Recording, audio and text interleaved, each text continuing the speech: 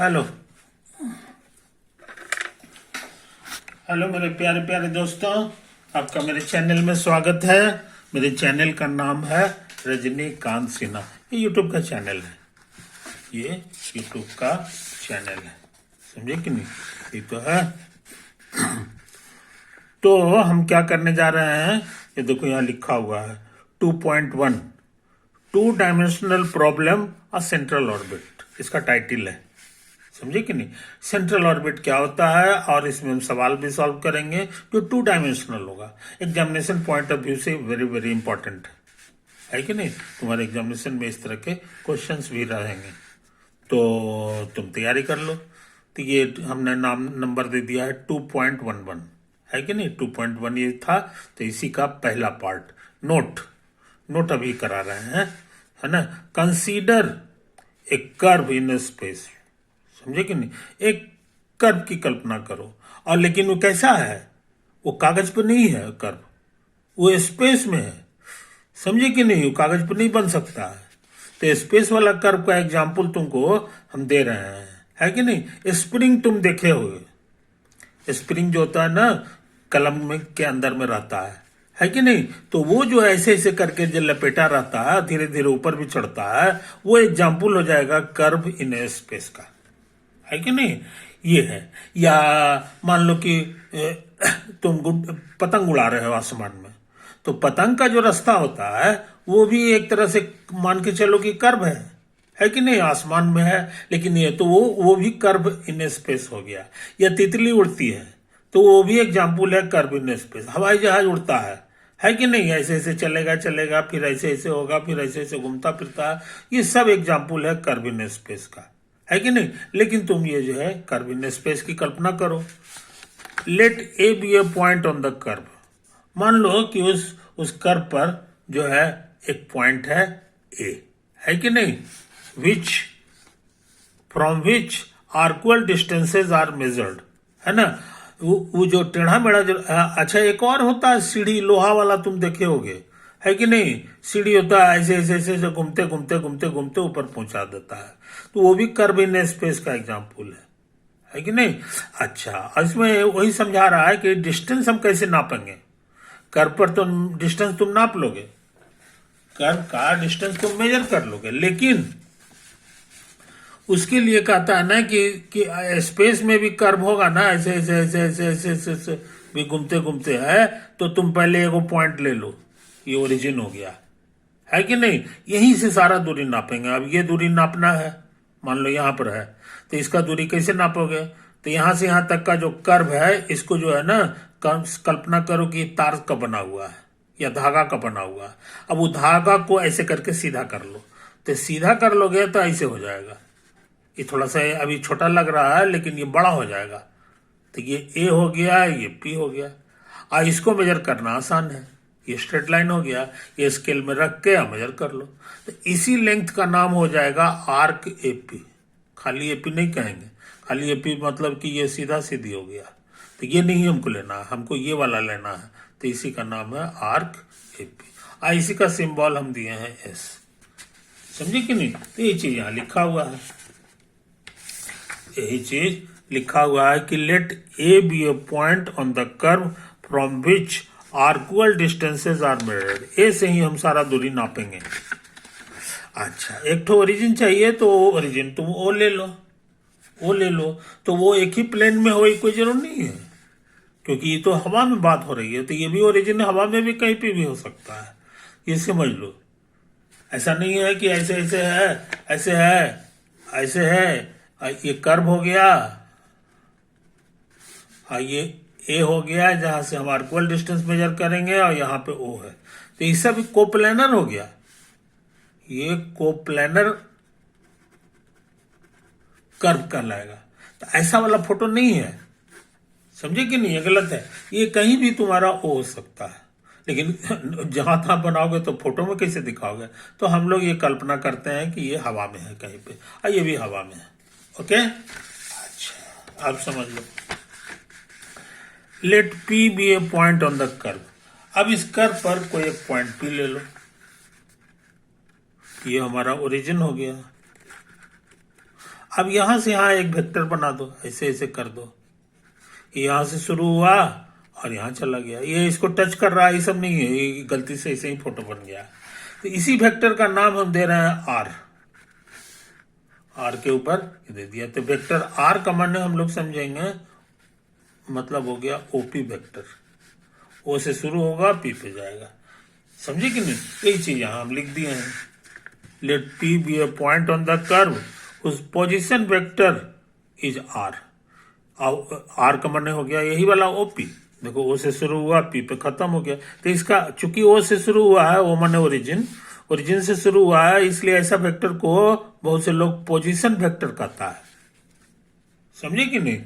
ये चीज है, पोजीशन वेक्टर का मतलब हो गया कि वो ओ से शुरू हो रहा है, समझे कि नहीं? अच्छा, सपोज आर्क एपी बराबर एस।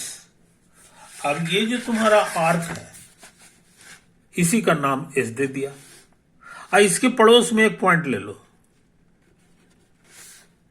समझे कि नहीं? कल्पना करो कि पार्टिकल जो है इसी रास्ते से घूम रहा है।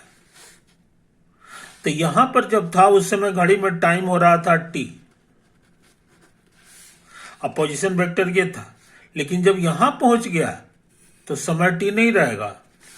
अब जो टाइम हो गया वो टी एट टाइम वो थोड़ा सा बढ़ जाएगा, टी प्लस डेल्टा टी हो जाएगा, समझे कि नहीं? यही तो हो गया। यानी यहां से यहां तक जाने में जो समय लगा है ये ड्यूरेशन डेल्टा टी लगा है, ड्यूरेशन लग गया तुमको डेल्टा टी, समझे कि नहीं? तो इस चीज को बढ़िया से लिख लो, बराबर डेल्टा टी। और ये जो वेक्टर था ये आर था, लेकिन अब ये आर नहीं रहा, ओक्यू, ओक्यू तुम्हारा आर प्लस समथिंग हो गया, डेल्टा आर हो गया, समझे कि नहीं? इस चीज को समझ लो। तो ओपी तुम्हारा जो है वो आर है और ओक्यू तुम्हारा है आर प्लस समथिंग और। अच्छा, अब क्या करें?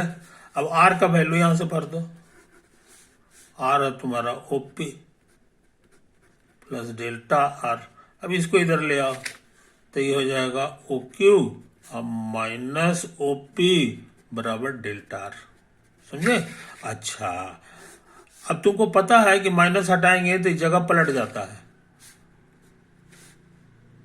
तो ओ क्यू हो गया अब प्लस पीओ हो गया, है कि नहीं? अच्छा, और यहाँ वेक्टर वेक्टर तुम पढ़े हो, ये पहला ये दूसरा है, इसको जगह भी पलट सकते हैं, इसको पहला बना दो और इसको दूसरा बना दो।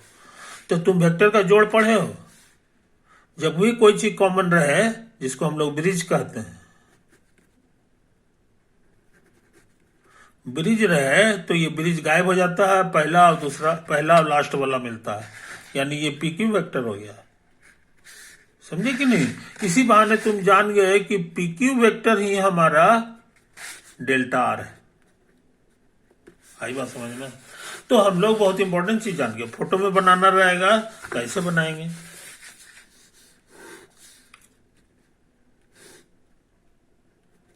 ये पी हो गया, ये आर है, ये क्यू है, ये ओ हो गया, है कि नहीं? और यहां से पीक्यू वेक्टर को बना दो, ये आर्क है, याद रखो, ये ऐसे, ये जो वेक्टर हो गया यही वाला तुम्हारा डेल्टा आर है, डेल्टा आर है। तो इस बात को समझ लो, यही चीज यहां पर लिखा गया है, यही यहां पर। Let us take a point P dash on the curve in the neighbourhood of P. P के पड़ोस में एगो पॉइंट क्यू मत लो, इसमें लिखा हुआ पी डैश ले लें, तो पी डैश ले लो, क्यू की जगह पी डैश लिख दो, ये बन जाएगा आर प्लस डेल्टा आर, है कि नहीं? और ये जो आर्कुअल डिस्टेंस ए जो मेजर करेंगे ये इसका था एस, तो इसका एस नहीं होगा, एस प्लस समथिंग हो जाएगा, डेल्टा एस हो जाएगा, समझे कि नहीं? तो इस चीज को समझ लो। तो कहने का मतलब क्या हुआ जनाब, इस फोटो में डेल्टा आर क्या हो गया सो समझ लिए, और डेल्टा एस क्या हो गया सो समझ लिए। अब ड्यूरेशन कितना लगा इतना समय ये भी समझ लिए, ये भी समझ लिए। अच्छा, फोटो तो ऐसा होगा कि ये ऐसे है, ये ऐसे है, ये P है, ये Q है, ये डेल्टा R है और ये डेल्टा S है ना। ये टेढ़ा वाला जो रास्ता है ये डेल्टा S हो गया और ये वेक्टर हो गया डेल्टा R। समझे, यही कहानी है, यही कहानी है। अब सुनो कहानी।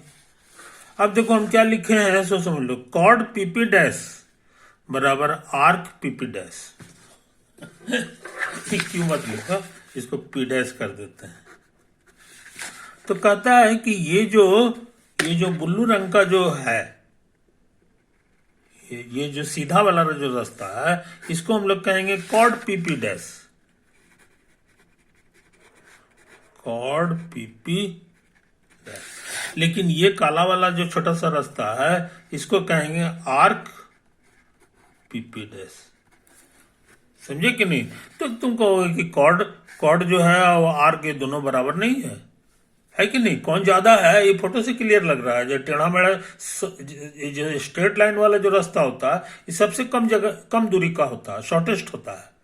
समझे कि नहीं। और ये जो है थोड़ा सा लंबा हो जाएगा। तो कहने का मतलब कॉर्ड से बड़ा होता है आर्क, कॉर्ड से बड़ा होता है आर्क।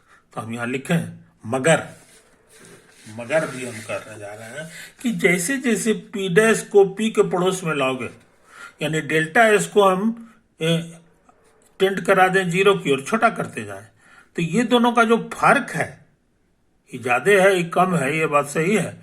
लेकिन ये दोनों का जो फर्क है ये कमता चला जाएगा। देखो एक फोटो से हम तुमको समझाने की कोशिश कर रहे हैं। यही है P और यही है तुम्हारा P डैश। अब नजदीक आ गया, तो नजदीक आ गया तो ये टेढ़ा वाला ये सीधा वाला जो रास्ता है, समझे कि नहीं। और ये जो टेढ़ा वाला रास्ता इसमें फर्क दोनों का बहुत कम है। समझे कि नहीं। तो जब दोनों का फर्क कम रहता है तो उसको हम कहते हैं कि ये बराबर तो नहीं है लेकिन लगभग बराबर है। क्या है, लगभग बराबर है। तो लगभग बराबर कैसे लिखा जाता है ये समझ लो।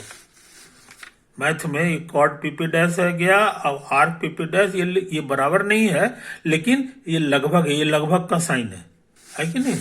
ये हम फिर से तुमको यहाँ पे दिखा दें, ऐसे करके ऐसे, इसका मतलब हो गया लगभग बराबर। हम मुंह से समझा दे रहे हैं। अब arc PP dash delta S है, ये टेढ़ा वाला रास्ता है, ये अभी सिखाए हैं कि इसी टेढ़ा रास्ता का ही नाम है डेल्टा S। तो ये बराबर डेल्टा S लिख दिए, है कि नहीं। काम यहां से शुरू किया है।